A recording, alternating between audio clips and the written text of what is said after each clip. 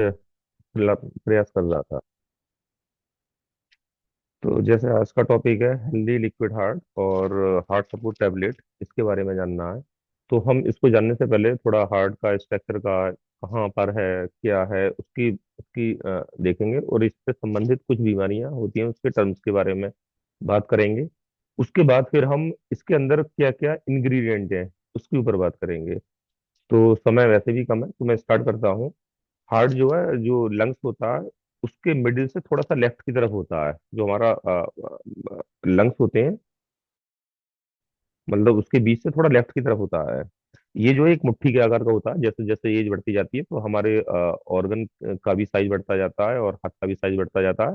तो किसी भी एज में अगर हम देख सकते हैं जो हमारी मुट्ठी बनेगी, किसी भी एज का हो और किसी भी हाइट का पर्सन हो, तो उसकी मुट्ठी के आकार का होता है। हार्ट जो है, जो हम नॉर्मली देखते हैं फेसबुक इंस्टा पे, हार्ट की एक तरीके से पिक्चर भेजते हैं, उस तरीके का नहीं होता है। उससे अलग होता है। हार्ट जो अपना चार भागों में बटा हुआ होता है, इसके फोर चैम्बर होते हैं। जब इसके फोर चैम्बर होते हैं, दो ऑर्ट्रिया होते हैं, दो वेंट्रिकल होते हैं। ऊपर वाले चैम्बर को ऑर्ट्रिया कहते हैं और जो नीचे के चैम्बर होते हैं इसे वेंट्रिकल होते हैं। इसका जो फंक्शन काफी होते हैं, और इसके अंदर चार वाल्व होते हैं। वाल्व इसलिए होते हैं क्योंकि जो हम सब, आपने पढ़ा होगा कि ऑक्सीजनेटेड ब्लड, जिसके अंदर ऑक्सीजन मिली होती है, एक वो ब्लड होता है। एक जिसके अंदर कार्बन डाइऑक्साइड मिली होती है, वो ब्लड होता है। तो दोनों मिक्सअप ना हो और बॉडी के लिए न्यूट्रिशन की सप्लाई हो, ऑक्सीजन की सप्लाई हो, इसलिए ये बाल्ब प्रॉपर काम करते हैं। तो मैं कोशिश करता हूँ इजी वे में डिस्क्राइब करने की। जैसे अगर पहला वाल्व है, ट्राइस्पिड वाल्व होता है। ये वाल्व क्या है? राइट ऑट्रियम, मतलब जो आपका दिल है उसका ऊपर का भाग और एक नीचे के भाग। ऊपर के भाग को ऑट्रियम कहते हैं, नीचे के भाग को वेंट्रिकल कहते हैं। वहां पर ये स्थित होता है। दूसरा वाल्व जो है पल्मोनरी वाल्व होता है। पल्मोनरी पल्मोनरी से मतलब एक तरीके से जो लंग्स की तरफ जाएगी आर्टरीज। तो जब हमारा दिल जो ब्लड को पल्मोनरी की तरफ भेजेगा, तो जो राइट नीचे का राइट हैंड का वेंट्रिकल हो गया और पल्मोनरी आर्टरी के बीच का जो, मतलब वहां पर बाल होता है, इसे इसे पल्मोनरी बाल्व कहते हैं। ये ब्लड हार्ट की निचले हिस्से से, मतलब राइट वेंट्रिकल जो है और पल्मोनरी आर्टरीज होते हुए फिर ऑक्सीजन को लेगी, फिर वापस हार्ट में आएगी। फिर वापस हार्ट में आएगी। फिर हार्ट में आने के लिए वापस एक बल्ब की जरूरत होती है, जो लेफ्ट ऑट्रियम और लेफ्ट वेंट्रिकल के बाल होता है। इसे माइट्राइल बाल्ब कहते हैं। चौथा वाल्व होता है एओर्टिक वाल्व। ये वाल्व होता है जब हम पूरी बॉडी को सप्लाई करते हैं, ब्लड ब्लड की सप्लाई करते हैं लेफ्ट वेंट्रिकल, मतलब सबसे स्ट्रॉन्गेस्ट और लार्जेस्ट। और इसकी अगर मसल्स की बात करूं तो आधे इंच की मसल्स होती है। तो ये पूरी बॉडी को सप्लाई करता है। तो फोर भाग हो गए। इसके बाद हम लोग देखते हैं, रिपोर्ट में देखते हैं, कहते हैं CSD हो गई, कोरोनरी हार्ट डिजीज हो गई। तो इनके बारे में हल्का हल्का जान लेते हैं। जब कोरोनरी आर्टरीज नैरो हो जाती है, हार्ट के लिए प्रॉपर ब्लड सप्लाई नहीं मिल पाता, जब तक बीमारी ये चल रही है, जो हार्ट के लिए खुद के लिए सप्लाई नहीं मिल पा रही हो, तो उसे कोरोनरी हार्ट डिजीज कहते हैं। इसके बाद आती है कॉन्जेस्टिव हार्ट फेलियर। कॉन्जेस्टिव मतलब एक तरीके से जब हार्ट बॉडी पार्ट के लिए इनसफिशियंट, मतलब पूरी तरीके से ब्लड सप्लाई नहीं कर पा रहा हो, फ्लो नहीं हो पा रहा हो, कम हो पा रहा हो, तो उसे कॉन्जेस्टिव हार्ट फेलियर कहा जाता है। इसके बाद आता है मायोकार्डियल इन्फाक्शन, MI कहते हैं। बहुत से लोगों को MI हो गया, इसे एक तरीके से हार्ट अटैक कहते हैं। जब हार्ट जब हार्ट को ही ब्लड सप्लाई नहीं मिल पा रही, हार्ट के अंदर ब्लड फ्लो नहीं आ पा रहा, उसके कई रीजन होते हैं। जो बल्ब होते हैं प्रॉपर काम नहीं करते हैं, मसल रैप्चर्ड हो जाती है, हम लोग इंजर्ड हो जाते हैं, कई बार इन्फेक्शन बहुत सीवियर हो जाता है, तो उसमें MI हो जाता है। इसके बाद आते हैं एरिथ्रो स्क्लेरोसिस। एलिथ्रोस्क्लेरोसिस क्या? जब हमारी जो वेसल्स होती हैं, आर्टरीज होती हैं, मतलब इतनी स्टिफ हो जाती हैं, इतनी थिक हो जाती हैं, तो इस टर्म्स को एलिथ्रोस्क्लेरोसिस कहते हैं। इसके बाद आता है चेस्ट पेन। वास्तव में चेस्ट पेन हो जाता है एंजाइना पेक्टोरिस। एंजाइना पेक्टोरिस क्या है? जब हार्ट को इनसफिशियंट इनसफिशियंट ब्लड सप्लाई नहीं हो पा रहा हो, इन सब हार्ट के लिए इनसफिशियंट हो, तो एंजाइना पेक्टोरिस कहा जाता है। एरिथमिया क्या है? एरिथमिया मतलब एक तरीके से जब हार्ट के अंदर भी एक तरीके से जो प्रॉपर वर्क होता है, इलेक्ट्रिक चलती है। कहते हैं ना, किसी का पेस में लग गया तो उसकी हार्ट बीट इरेगुलर हो जाती है, या तो हार्ट बीट बहुत ज्यादा बढ़ जाएगी या कम हो जाएगी। तो इलेक्ट्रिक जो सिस्टम है प्रॉपर काम नहीं कर पाता, उसकी जगह पेस मेकर लगाना पड़ता है, और हार्ट बीट इरेगुलर हो जाती है, तो उस टर्म को एरिथमिया कहा जाता है। इसके बाद एक टर्म सा आता है रूमेटिक हार्ट डिजीज। रूमेटिक पड़ा हुआ, ऑस्टियोआर्थराइटिस, रूमेटोआर्थराइटिस, ये अलग है। ये जो है हमारा इन्फेक्शन के कारण हुआ है, बैक्टीरियल इन्फेक्शन के कारण होता है। आपने देखोगे जोड़ों में दर्द हो जाता है, और लेग वगैरह में स्वेलिंग आ जाती है, तो उससे ब्लड फ्लो नहीं हो पा जाता है। तो ये जब फीवर आता है तो उसमें हार्ट की मसल्स और बाल प्रॉपर वे में काम नहीं करते हैं, और जो हमारे सप्लीमेंट है आगे जाके काम पड़ेंगे, ये इसको ठीक कर देते हैं। इसके बाद आता है स्ट्रोक। क्या है? स्ट्रोक वो चीज है जब एक सीरियस मेडिकल कंडीशन होती है, जब बहुत कम ब्लड फ्लो, जो ब्लड की सप्लाई ब्रेन को मिल पाती है। ये दो तरीके से होता है। एक इस्टेमिक होता है, जब ब्लड सप्लाई ही कम हो, किसी भी रीजन से, वो आपके अंदर पंप कम नहीं कर रहा हो, ब्लड फ्लो पूरा नहीं जा पा रहा हो, उसे इस्टेमिक कहते हैं। एक होता है हेमरेज। हेमरेज क्या होता है? हेमरेज जब आपके जो वेसल्स हैं रप्चर्ड हो गई हो, मतलब उतना फ्लो नहीं आ पा रहा, उसके कई कारण होते हैं, जैसे बीपी बढ़ गया हो, टोबैको हो, स्मोकिंग आप बहुत ज्यादा करते हो, ओबेसिटी हो, और कैलेस्ट्रॉल भी बहुत ज्यादा रहा हो आपका, और डायबिटिक। ये सारे कारण क्या है, एक हेमरेज के हैं, तो कहते हैं ब्रेन हेमरेज हो गया। तो हम लोगों को स्वस्थ रहना चाहिए, और ये लाइफ स्टाइल डिजीज है। ये नहीं शुगर ही करेंगे, हार्ट के ऊपर भी काम करेंगे, ब्लड को भी नुकसान, ब्रेन को भी नुकसान पहुंचाएंगी। तो स्ट्रोक आने का एक मेन कारण ये भी है। इसके बाद आता है हाइपरटेंशन। हाइपर मतलब एक अधिक, अगर किस चीज की अधिकता हो जाए, जब हमारा बीपी बहुत अधिक हो जाता है, उसको हाइपरटेंशन कहते हैं, और ये काफी समय तक रहे बॉडी के अंदर, तो उसको हाइपरटेंशन कहते हैं। ये दो तरीके से होता है। एक 95% ये जो है हमारा, हमारी लाइफ स्टाइल के कारण होता है, और जेनेटिक फैक्टर के कारण होता है। केवल 5% है जब हमारा, हमको क्रोनिक डिजीज हो चुकी हो, या एंडोक्राइन सिस्टम हमारा डिस्टर्ब हो, तब ये हाइपरटेंशन की शिकायत आती है। इसके बाद आता है नेक्स्ट टर्म हाइपोटेंशन। मतलब जब हमारा जो है ब्लड प्रेशर लो होता है, तो उसको उसको हाइपोटेंशन कहते हैं। इसके बाद टर्म्स है मायोकार्डिस। जब हार्ट मसल्स में इन्फेक्शन हो, ये बैक्टीरिया के कारण, वायरस के कारण, फंगस के कारण होती है, जिससे जॉइंट पेन, लेग में स्वेलिंग, फीवर आता है। लास्ट टर्म है इसके बाद कार्डियोमायोपैथी। जब हार्ट मसल्स बहुत वीक हो जाती हैं, उसका स्ट्रक्चर चेंज हो जाता है, और बीपी डिस्टर्ब हो जाता है। ये बहुत अधिक जो एल्कोहल की मात्रा हम बहुत अधिक मात्रा में लेते हैं, उससे होता है, और ये जेनेटिक डिसऑर्डर होता है। इसके बाद इनके इसके अंदर काफी इंग्रेडिएंट होते हैं, उसके बारे में बात करता हूँ। जैसे फर्स्ट इंग्रेडिएंट है अर्जुना। अर्जुना का एक बायो एक्टिव कंपाउंड है, ये फ्लेवनाइड होता है। फ्लेवनाइड का मेन फंक्शन क्या होता है? एंटीऑक्सीडेंट होता है, एंटी इन्फ्लेमेटरी। एंटीऑक्सीडेंट मतलब जो हमारे ना टॉक्सिन है उसको बॉडी से बाहर निकालना, एंटी इन्फ्लेमेशन, जहां आपकी स्वेलिंग आ गई हो। और इसके अंदर एक दूसरा ट्राइपर पेनोइड होता है, ये एंटी कैंसर होता है, और एंटी इन्फ्लेमेशन और एंटी ऑक्सीडेंट का काम करता है। और अर्जुना जो हार्ट की मसल्स को मजबूत करता है, बीपी को मेंटेन करता है, और साथ साथ वैसोडाइलेटर है। वैसोडाइलेटर मतलब जो हमारी वेसल्स है उसको डायलेट करता है। अगर आपके अंदर कोई क्लॉट है, तो जब डायलेट हो जाएगी तो ब्लड सप्लाई होगा, तो उससे बीपी मेंटेन रहता है। साथ साथ ये कोलेस्ट्रॉल ट्राइग्लिसराइड को कम करता है, एलडीएल लो डेंसिटी लिपोप्रोटीन को कम करता है। हमारी कोलेस्ट्रॉल के अंदर कुछ पार्ट होते हैं, एक एलडीएल होता है, एक एचडीएल। एलडीएल शरीर के लिए नुकसानदायक होता है काफी, और एचडीएल बेनिफिशियल होता है। तो एचडीएल हाई डेंसिटी लिपोप्रोटीन को ये इंक्रीज करता है। तो जैसे हमने बताया कि अर्जुना के काफी बेनिफिट है। एंटीऑक्सीडेंट हो गया, एंटी इन्फ्लेमेशन हो गया, ब्लड सर्कुलेशन को इम्प्रूव करता है। इसके बाद आते हैं हम नेक्स्ट इंग्रेडिएंट में, अश्वगंधा। अश्वगंधा एक बहुत बेनिफिशियल है, आज हम हार्ट की बात कर रहे हैं तो इससे रिलेट ही बात करेंगे। एंटीऑक्सीडेंट है, एंटी इन्फ्लेमेशन है, स्ट्रेस को रिड्यूसिंग करता है। देखो कहते हैं ब्रेन को स्ट्रेस, हार्ट को भी स्ट्रेस होता है, ऐसा नहीं है। लो लो कोलेस्ट्रॉल ट्राइग्लिसराइड को भी कम करता है। और कार्डियो रेस्पिरेटरी एंड्योरेंस, ये कुछ क्लिनिकल ट्रायल्स पाए गए थे, वहाँ जो हार्ट और लंग्स के रिगार्डिंग उसको हेल्थ ये रखता है, तो ये बहुत अच्छा है। और साथ साथ नाइट्रिक ऑक्साइड को प्रोड्यूस करता है। एक तरीके से हमारा जो मन है, और मन रिलैक्स रहता है। अगर नाइट्रिक ऑक्साइड का प्रोडक्शन ज्यादा होगा तो स्ट्रेस नहीं होगा, और जो हमारी वेसल्स वगैरह है, आर्टरीज है, वो डायलेट होंगी और ब्लड फ्लो अच्छे से होगा।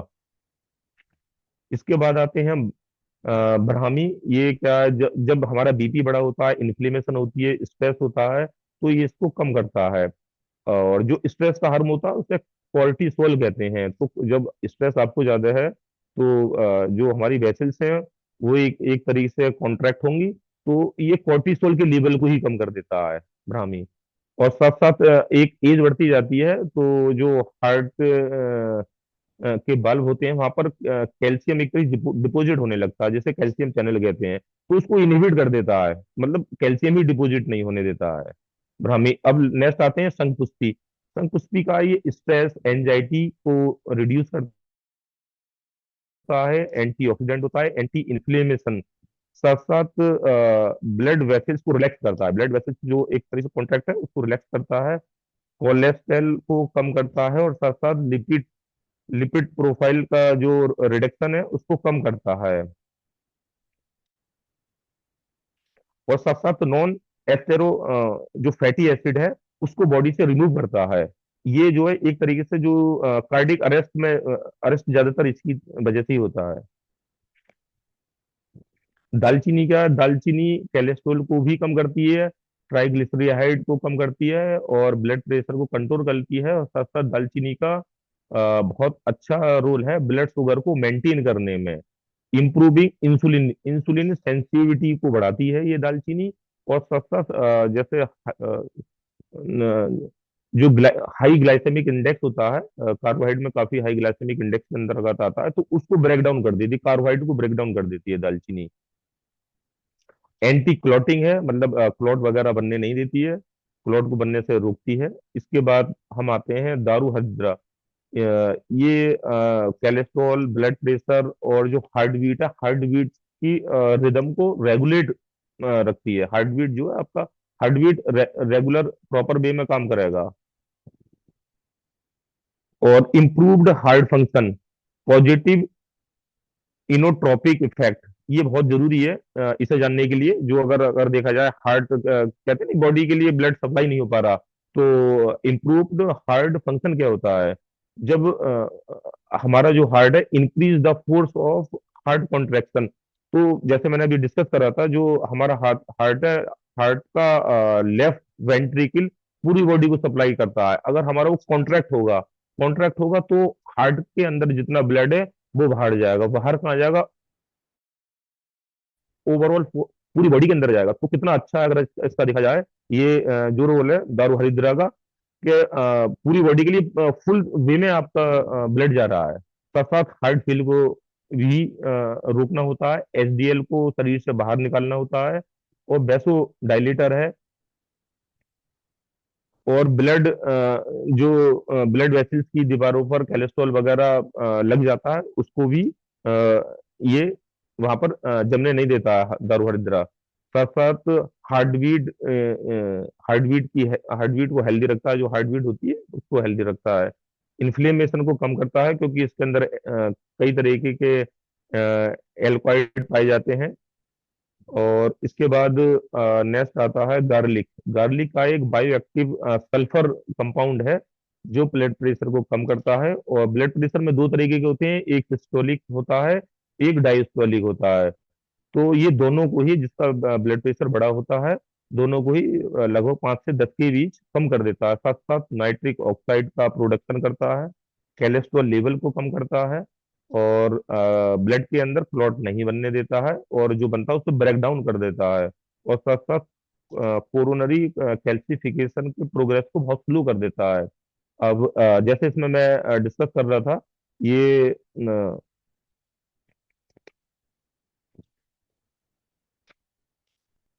ये सिस्टोलिक और डायस्टोलिक है क्या, अगर इसकी हम थोड़ा बात कर लेते हैं।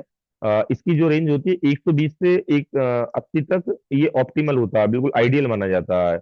उसके बाद नॉर्मल भी कैसे है, 130 से अगर 85 के बीच होता है तो नॉर्मल होता है। आज की लाइफ स्टाइल काफी बिजी है, तो इन्होंने एक रेंज और दी है, हाई हाई मतलब नॉर्मल, इसे हाई के अंदर आता है पर नॉर्मल मान लेते हैं। तो जो 130 और 139 होगा ऊपर वाला सिस्टोलिक, और नीचे वाला 85 से 90 होगा, हाई होगा पर नॉर्मल होगा। इसके बाद जो तीन कैटेगरी आती हैं, 140 से 159 के बीच, उसमें कैटेगरी वन होती है, ग्रेड वन में आएगा, और 90 से 99 तक नीचे वाला सिस्टोलिक। और सेकंड होता है 160 से लेकर 179 तक अपर, और लोअर वाला जो है 100 से लेकर 109 तक होता है। थर्ड जो है अपर जो है 180 से ऊपर होता है, तो ये डेंजरस कंडीशन होती है। और सिस्टोलिक जो है इसका 110 से ऊपर होता है, तो ये एक तरीके से डेंजरस कंडीशन है। इसके बाद हम आते हैं जिंजर पर। जिंजर एंटी इन्फ्लेमेशन है, एंटी ऑक्सीडेंट है, वैसो डाइलेटर का काम करता है। साथ साथ जो कैलेस्ट्रॉल हो, कैलेस्ट्रॉल को ये कन्वर्ट कर देता है वाइल एसिड में। मतलब अगर बॉडी के अंदर कैलेस्ट्रॉल है तो उसे बाइल एसिड में कन्वर्ट कर देता है और बॉडी से बाहर निकालता है। तथा ब्लॉकेज और प्लेटलेट्स के एग्रीगेशन को ये रोकता है। तो अगर देखा जाए, अगर हम प्रॉपर वे में ये चीज लेते हैं तो इसकी जानकारी ये नॉर्मल ये नहीं कि फ्लेक्स ही देना है। जहाँ जिसकी नीड हो, अगर किसी को हेल्दी हार्ट की नीड है तो उसकी इंग्रेडिएंट पता हो उसको दिया जा। किसी के लिए हेल्दी सपोर्ट टैबलेट की नीड है तो वहां पर वो चीज दे सकते हैं हम लोग।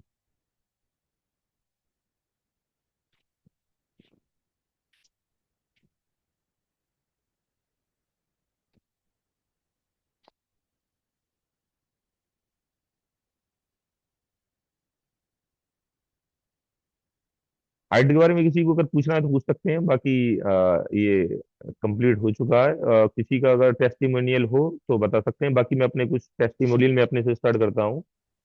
मेरी जो मदर है उनका मुरादाबाद के अंदर एक डॉक्टर है, उनका लगभग 7-8 साल से ट्रीटमेंट चल रहा है। और उनका हार्ट एक तरीके से ओके। मतलब एक नहीं, हार्ट जो है उनका काफी फैला हुआ है। तो और कंपनी के भी मैं सप्लीमेंट देता रहा अपने नॉलेज गेन करने के बाद, और डॉक्टर से और यहाँ भी मैंने शुरू में हेल्दी हार्ट दिया, और फिर इनका हेल्दी सपोर्ट टैबलेट चल रही है और एक लीवर सपोर्ट चल रही है। तो काफी ड्रास्टिकली चेंज आया। अब जो एक तरीके से सांस फूलने की होती है, नॉर्मल हम सोचते हैं सांस लंग्स की वजह से फूल रही है, नहीं। अगर हार्ट प्रॉपर काम नहीं कर रहा है, प्रॉपर ऑक्सीजन नहीं मिल पा रही है, हार्ट का जब साइज बढ़ जाता है तब भी ये दिक्कत आती रहती है। तो केवल दो टैबलेट के द्वारा ही हेल्दी हार्ट सपोर्ट चल रही है और लीवर सपोर्ट चल रही है। वो भी मेरी माता जी, मैं कम से कम कोशिश करता हूँ 2 से 3 बार लें, और वो मोस्टली अगर देखा जाए तो एक बार ही लेती हैं, ये मुझे जाके देनी पड़ती है। तो बहुत अच्छा रिलीफ है, उनकी स्वेलिंग वगैरह पूरी कंप्लीट कम हो गई है। जो लेग की स्वेलिंग थी, फेस पे स्वेलिंग थी, इस समय वो नहीं है उनके पास स्वेलिंग। और हाथ में भी दर्द रहता था, क्योंकि हार्ट का भी दर्द है ना, इस एक तरीके से अगर देखा जाए तो कहीं ना कहीं हार्ट अटैक का एक चांस के लिए लगता है। तो इस समय बिल्कुल फिट है और रेगुलर यूज कर रही हैं वो।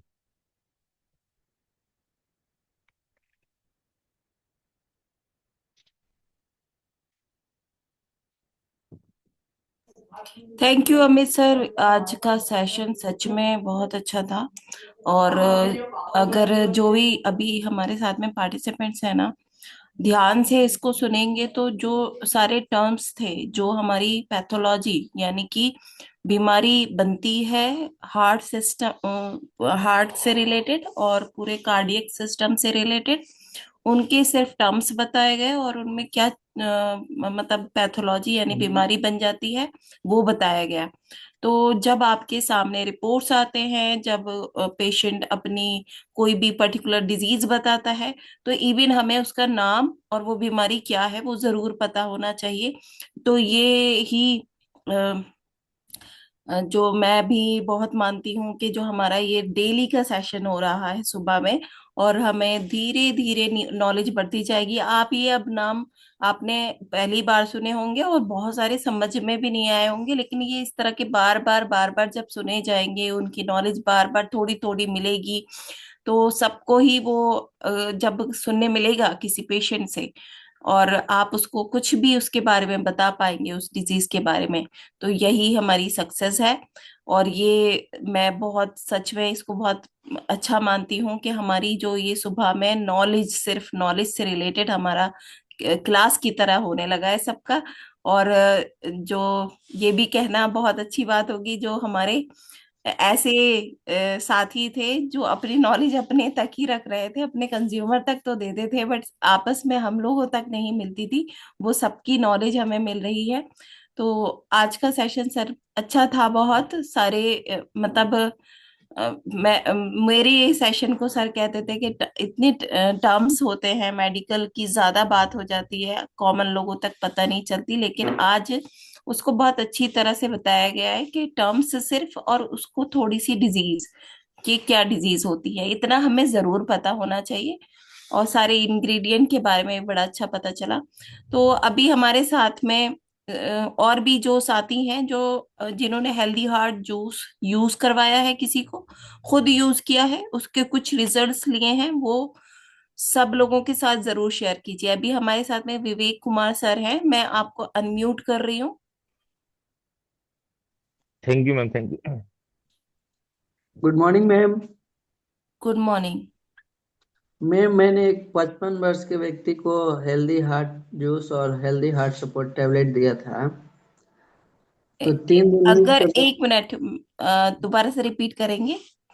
मैं एक 55 वर्ष के व्यक्ति को हेल्दी हार्ट सपोर्ट जूस, हम्म। हेल्दी हार्ट सपोर्ट टैबलेट दिया था। तो 3 दिन के बाद उनके मतलब चेस्ट में पेन होने लगा। अच्छा। तो वो घर पे थे नहीं, बाहर में थे, तो हमको फोन किया था। हम बोले दवा तत्काल बंद कर दीजिए। वो जाके डॉक्टर को दिखाए तो रिपोर्ट में कुछ आया नहीं, लेकिन पेन काफी पेनफुल हुआ था। इसका क्या रीजन था? 55 साल की फीमेल थी ना वो? नहीं, मेल मेल। मेल थे। अच्छा। और रिपोर्ट्स में कुछ नहीं आया उनके? नहीं, उसके पहले मैं दवा चलाने के पहले आरोग्यम 1.3 जांच करवाया था। हम्म। उसके तो बाद ही उसमें दवा दिया था। तो उसमें क्या था रिपोर्ट्स में? रिपोर्ट में थोड़ा सा कोलेस्ट्रॉल बढ़ा हुआ था। अच्छा। और डॉक्टर ने उनको ये बताया कि कुछ नहीं है? जी। नहीं तो पेन, और पेन हुआ कहाँ पर था? चेस्ट में। चेस्ट में ही हुआ था? जी।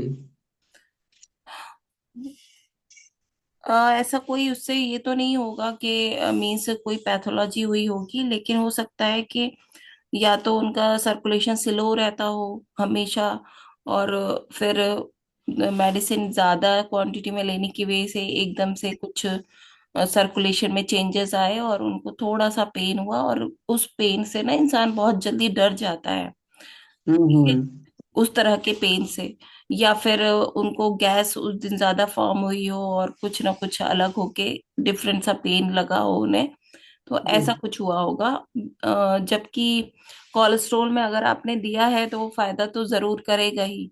कभी भी ऐसा हो कि किसी डिजीज से रिलेटेड हमने दिया है, तो जैसे कि डाइजेशन से रिलेटेड देते हैं हम, अ, और भी स्किन से रिलेटेड देते हैं, तो हमारी जो मेडिसिन होते हैं वो सिम्टम्स को थोड़ा सा बढ़ाते हैं।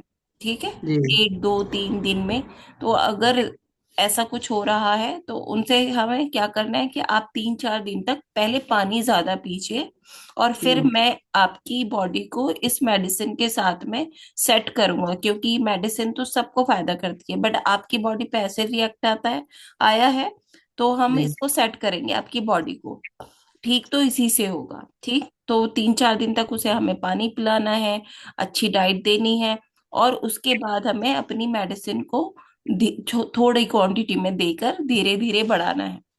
ऐसा कोई मतलब कोई खतरे की बात थी नहीं, ऐसी हो ही नहीं सकती, क्योंकि उसमें ना इतने ज्यादा ये, जितने अभी हमने इंग्रेडिएंट के बारे में सुना है, ये बहुत जी। ज्यादा जाकर एकदम से जाकर कुछ ज्यादा चेंजेस नहीं करते हैं। 2 3 सिम्टम मिलके उनको डिफरेंट पेन जरूर लगा होगा। जी। जी। तो फिर से रीस्टार्ट करवा सकते हैं? और 3 4 दिन तक उनको अच्छे से पानी पिलवाइए, उनकी बॉडी के टॉक्सिन्स पानी से थोड़े निकल जाएंगे। उसके बाद थोड़ी क्वांटिटी में दोबारा से स्टार्ट करवाइए। ठीक है मैम, थैंक यू। और कोई साथी हैं हमारे जो? मोस्टली मैम गैस का दर्द होता है, तो ये देखना है कि उसका लीवर प्रॉपर, मतलब फैटी लीवर तो नहीं है, गैस किस तरीके से बन रही है। तो 99% गैस की दिक्कत ज्यादा होती है। अगर हाँ। वैसी दिक्कत होती तो काफी सीरियस कंडीशन हो गई होती। Yes sir. चलिए मैं ही अपना एक टेस्टिमनी देती हूँ।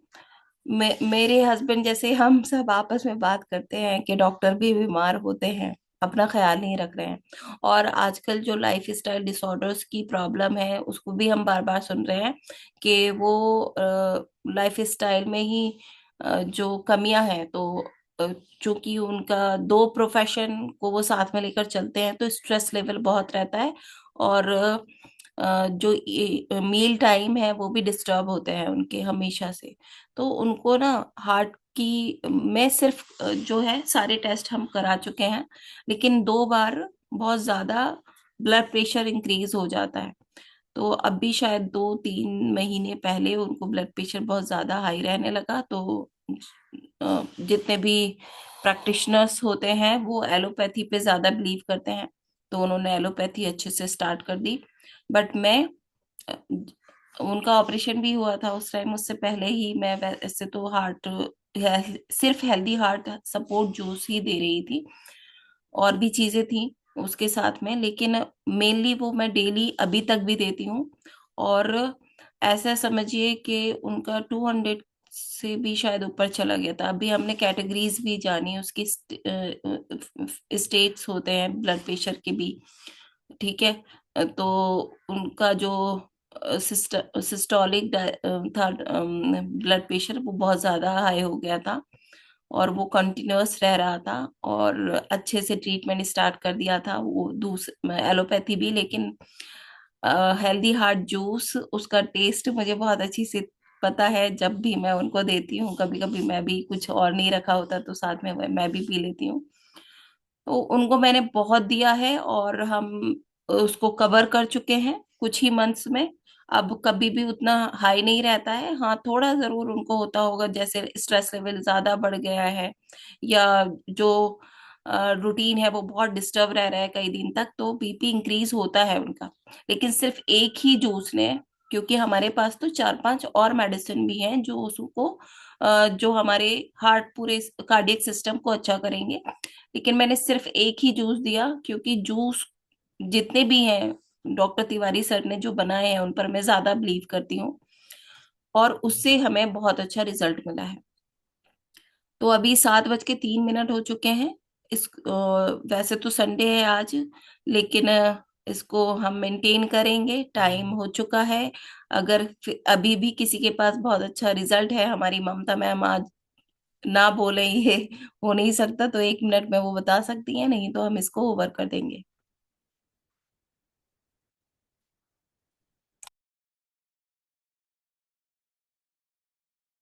So thank you everyone. लगता है किसी के पास रिजल्ट नहीं है, और अभी आशीष सर ने भी कहा था वो बिजी हैं। तो हम लोग इसको यहीं क्लोज करते हैं, कल मिलते हैं। Thank you so much.